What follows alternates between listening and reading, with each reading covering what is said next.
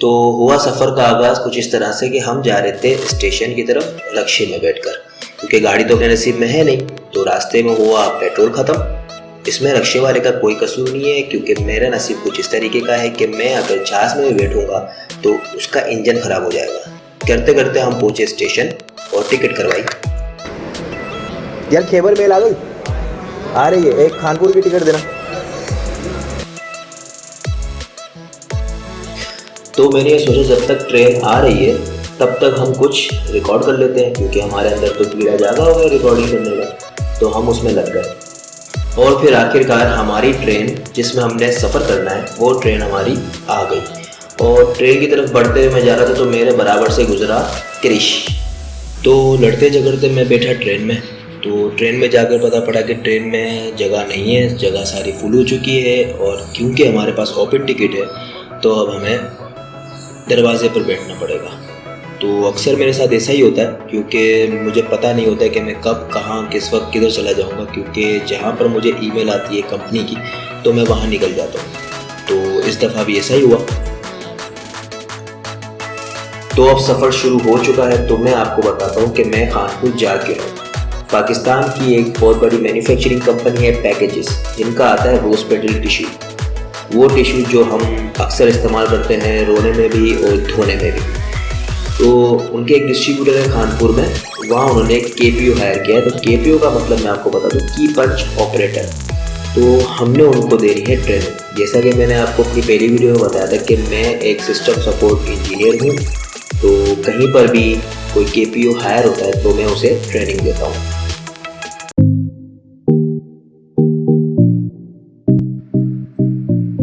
लो चला मैं तन्हा एक सफ़र की जानिब, जैसे ढूंढ रहा हो कोई अपनी मंजिल का रास्ता, जैसे देता हो कोई किसी को अपनी मोहब्बत का वास्ता।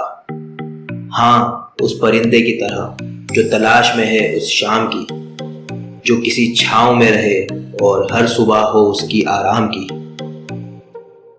ना है कहीं कोई कदम का निशान, फिर भी मुझे आहट है सुनाई देती। हाँ, मुझे तलाश है उसी मंजिल की जो हर किसी को आसानी से नहीं मिलती। अगर गुजर गए बीच सफर में भी तो कोई गम नहीं, जो रह जाएंगे पीछे उनके लिए बन जाऊंगा एक दास्तां। लो चला मैं एक सफर की जानिब, जैसे ढूंढ रहा हो कोई अपनी मंजिल का रास्ता।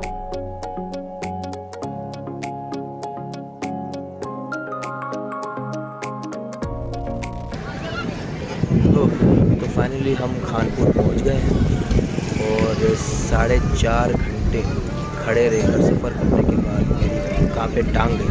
अबे यही मैं क्या बोल रहा हूँ, सॉरी, टांग काँप गई है। और मैं अकेला नहीं हूँ सफ़र करने वाला, मेरे साथ बहुत सारे मुसाफिर हैं। और इन सबको देखकर एक बात मुझे याद आ रही है कि मैं ही नहीं दुनिया में मुसाफिर और भी बहुत से लोग हैं जो रोज़ मेरी तरह खुआर होते हैं। कितना बेकार शायर है यार तू। और जब भी मैं खानपुर आता हूँ तो स्टेशन के बिल्कुल सामने एक होटल है, वहाँ चाय ज़रूर पीता हूँ कि जब तक चाय नहीं पियेंगे दिमाग काम नहीं करेगा। दिमाग काम नहीं करेगा तो बोलेंगे कि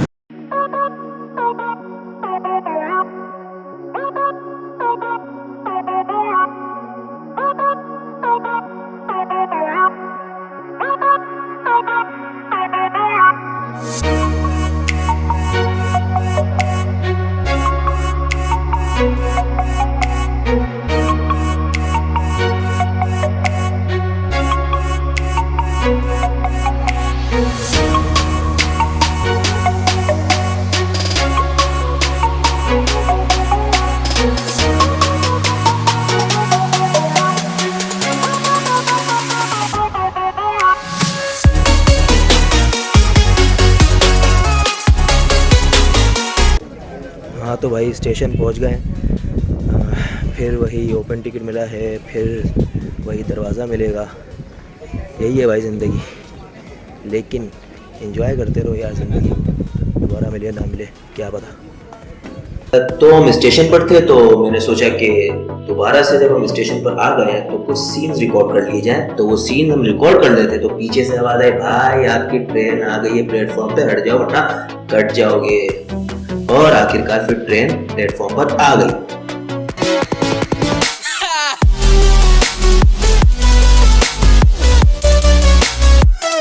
और फिर अल्हम्दुलिल्लाह अल्लाह के फजलो करम से सीट हमें मिल गई।